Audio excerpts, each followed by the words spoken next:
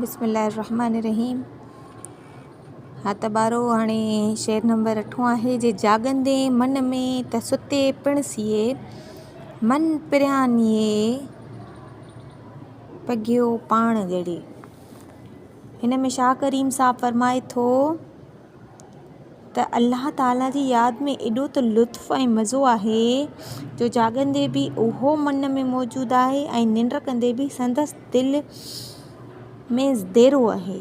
यानी प्यारे पिरीअ सां अहिड़ो त नीह जो रिश्तो लॻो आहे, नातो लॻो आहे जो हिन जे गांडे पई मां निकिरी नथो सघिजे। क़ुरान मजीद में अल्लाह पाक जो फरमान आहे, बेशक अल्लाह जी यादि दिलनि खे इत्मिनान पहुचाए थी, अल्लाह जी यादि दिलनि खे सुकून पहुचाए थी। यानी हिन बैत में ॼण त हिन आयत जो तर्जुमो आहे। ज़ाहिरी मायना बि हिन रीत अथसि त इंसानु जागंदे जाखोड़े थो ऐं हिन जे हुसूल वास्ते खेसि निंड में बि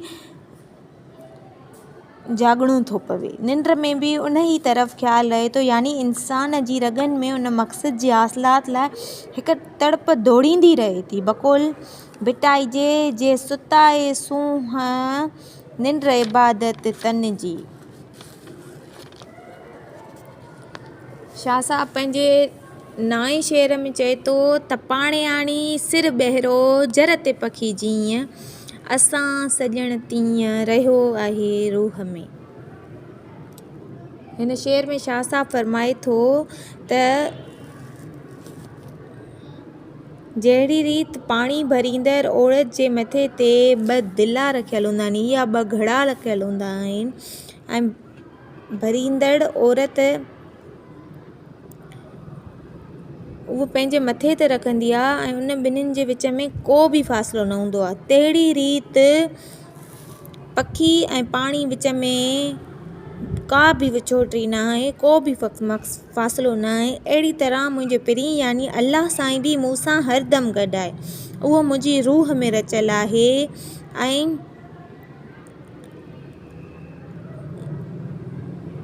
मुंहिंजी रगनि खां हर शइ खां वधीक मूंखे रब जी ज़ात वेझी आहे।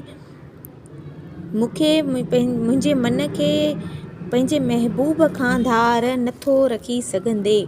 शेर नंबर 10 आहे, वरसां सुञी वेर जिते सॼण हिकिड़ो सो माॻो ई फेर जिथे कूड़ कमोणाई।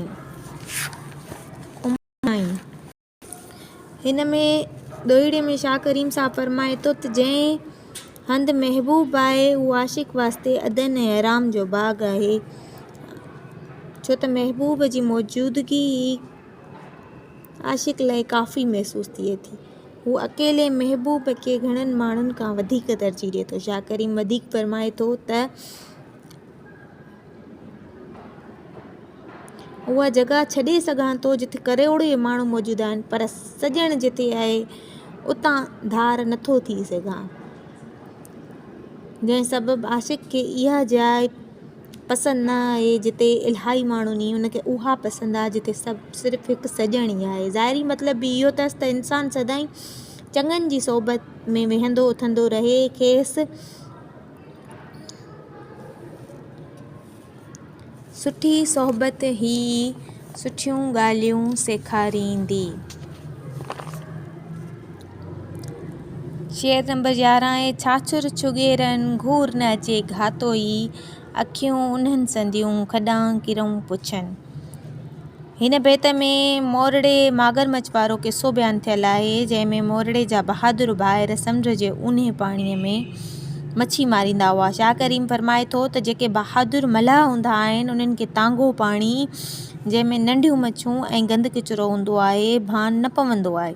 उहे बहादुर हूंदा आहिनि, इन करे संदाई गहरे समुंड जे ऊन्हे पाणी जी ॻोल्हा में रहंदा आहिनि, छो त उतां खेनि वॾी मच्छी मिलणी हूंदी आहे। यानी जेके आलिम ऐं ॾाहा माण्हू हूंदा आहिनि नंढड़ियुनि ॻाल्हियुनि में न फासदा आहिनि, पर इहे तख़ील ऐं तसवरात खे जनमु ॾींदा आहिनि ऐं सुहिणी सोबत इख़्तियार कंदा आहिनि जितां खे माना जा बेबहा मोती मिलंदा आहिनि। हंज ततोय होय उन जे ओड़ा में ए कानेरो कोय छाछुर में चेरो करे। हिन बैत में सिंध जे आगाटे बुज़ुर्ग सूफ़ी शाइर फरमाए थो त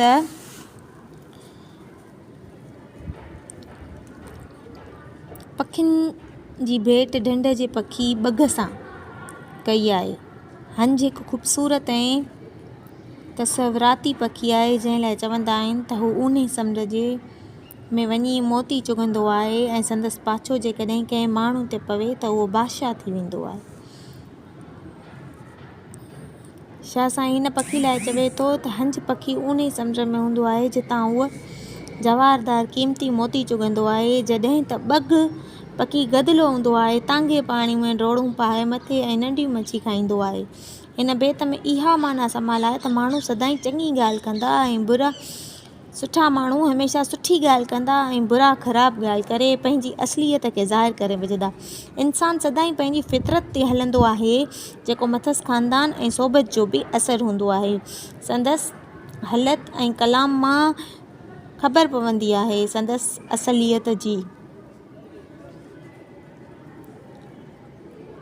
ज़ाहिरी बि ईअं खणी चई सघिजे थो त सुठा माण्हू हमेशह माना जा गोहर पिया वेखेरींदा, मानादार ॻाल्हाईंदा, सुहिणो ॻाल्हाईंदा, इन सां संदसि सोबत में सदाईं चङाई महसूसु थींदी।